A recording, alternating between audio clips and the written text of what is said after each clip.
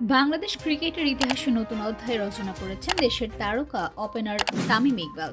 টি-20 ফরম্যাটে প্রথম বাংলাদেশি হিসেবে তিনি পা রেখেছেন ৮,০০০ রানের অনন্য মাইলফলকে। বৃহস্পতিবার বাংলাদেশ প্রিমিয়ার লিগের উত্তেজনাপূর্ণ এক ম্যাচে রংপুর রাইডার্সের বিপক্ষে তামিম এই বিরল কীর্তি অর্জন করেন।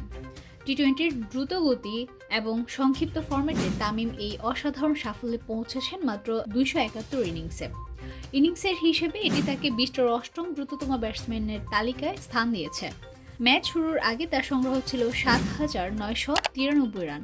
তাই এই ম্যাচে নামার সময় তার লক্ষ্য ছিল মাত্র ৯ রান, যা অর্জন করলে তিনি বাংলাদেশের প্রথম ব্যাটসম্যান হিসেবে ৮,০০০ রানের ক্লাবে প্রবেশ করবেন। ইনিংসের পঞ্চম ওভারে শেখ মেহেদীর বলকে দারুণভাবে বাউন্ডারির বাইরে পাঠিয়ে তামিম স্পর্শ করেন কাঙ্ক্ষিত ৮,০০০ রানের মাইলফলক। স্টেডিয়ামের উপস্থিত দর্শকদের উচ্ছ্বাস আর করতালিতে মুখরিত হয়ে ওঠে পুরো মাঠ। তবে দুঃখজনক হলেও সত্য, ইনিংসটি লম্বা করতে পারেননি তিনি।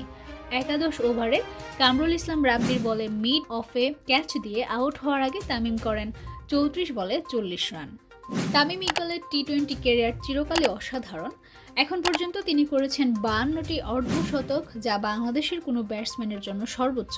তার ঠিক পরে আছেন মুশফিকুর রহিম, যার অর্ধশতকের সংখ্যা ৩৪। তামিমের এই সাফল্য শুধু ব্যক্তিগত অর্জন নয়, এটি পুরো দেশের ক্রিকেট প্রেমীদের জন্য গর্বের বিষয়।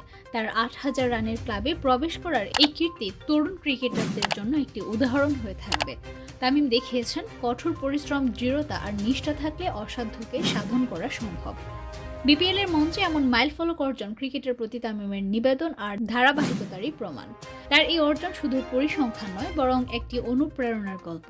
বাংলাদেশের ক্রিকেটকে আন্তর্জাতিক অঙ্গনে আরও উজ্জ্বল করতে তামিমের মতো তারকাদের অবদান অমূল্য।